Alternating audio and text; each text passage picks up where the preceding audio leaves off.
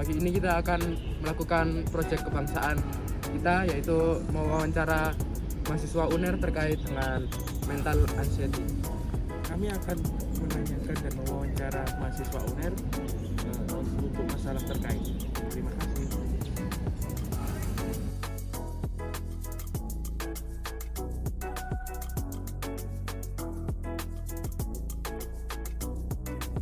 Halo, perkenalkan, kami dari kelompok 3 kampus 11.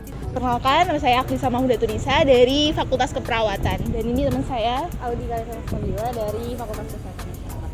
Mau nanya-nanya nih tentang kesehatan mental, khususnya anxiety ke kamu. Nah, sebelumnya boleh kenalin dulu nggak dengan siapa ini? Oke, perkenalkan, nama saya Maria Sandi Alzara. Saya mahasiswa pertukaran di Universitas Airlangga.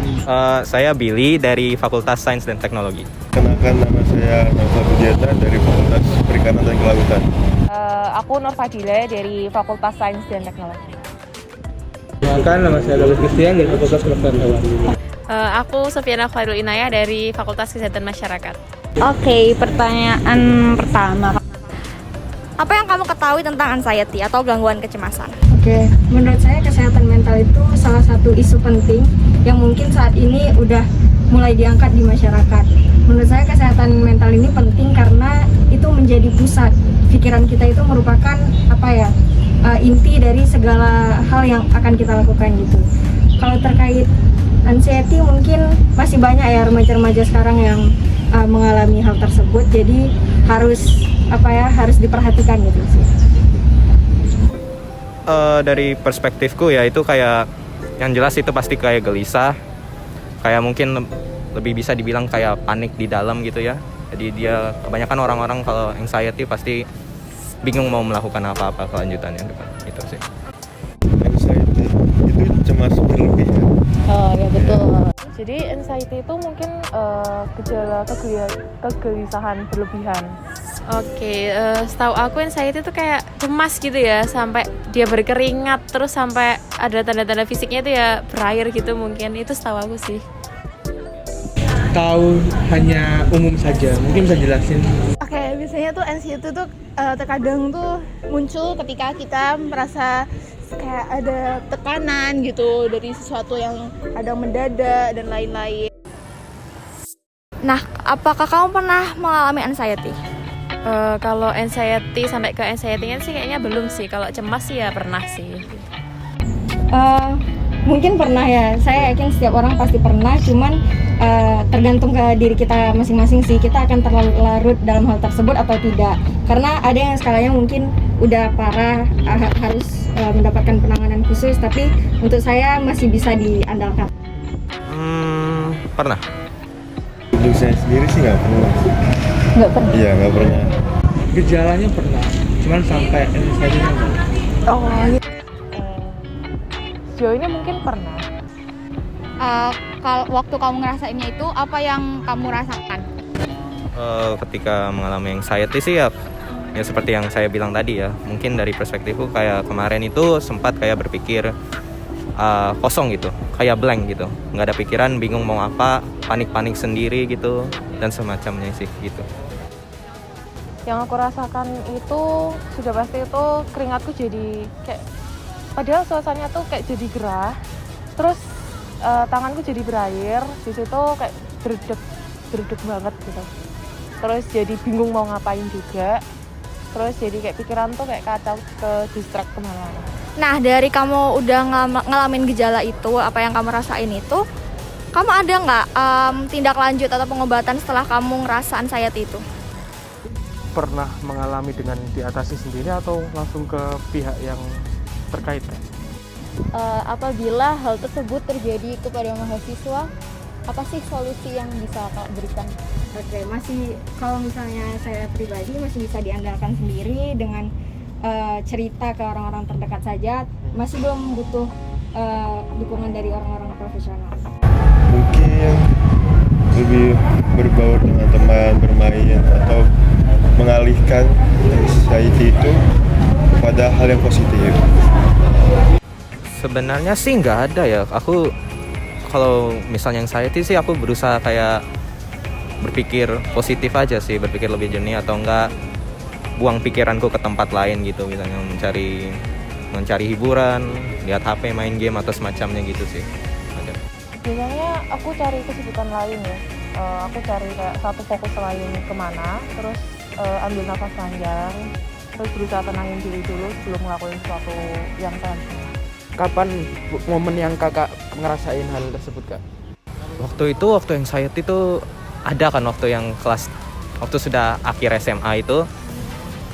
Waktu itu ada SNMPTN waktu itu. Jadi jujur kalau misalnya nggak keterima SNMPTN, apakah aku bisa di SBMPTN? Apa aku benar-benar bisa belajar, menangkap pelajarannya dengan baik? Apakah bisa sukses ke depannya? Bisa kayak gini? Membanggain orang tua bisa nggak gitu semacamnya. Kan banyak pikiran, jadinya panik-panik sendiri gitu.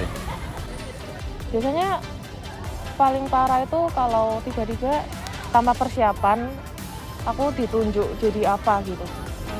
Iya, jadi kayak bingung kan karena nggak ada persiapan dari diri sendiri, terus kok tiba-tiba jadi gini. Mungkin ketika saya berada di lingkungan baru ya, contohnya ketika saya dari Padang mungkin dulu, kemudian saya harus di sini dan tentunya itu memiliki sistem belajar yang berbeda, kemudian teman-teman dari latar belakang yang berbeda-beda pula, kemudian kan masing-masing juga memiliki kemampuan yang berbeda-beda, jadi harus adaptasi dengan hal tersebut. Di situ sih saya kadang merasa kayak bagaimana. Menurut kakak, apakah penting kita berkonsultasi kepada orang yang profesional atau gimana, Kak? Iya.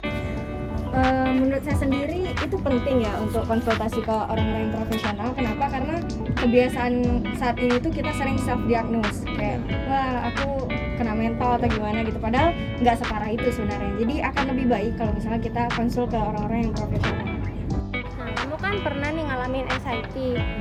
Kalau konsultasi ke profesionalnya pernah? Enggak.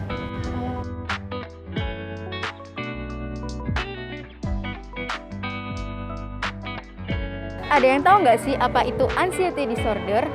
Anxiety disorder adalah gangguan psikologis yang terjadi secara terus-menerus dan semakin memburuk berupa kecemasan. Nah, anxiety disorder ini masa rentannya terjadi pada usia remaja.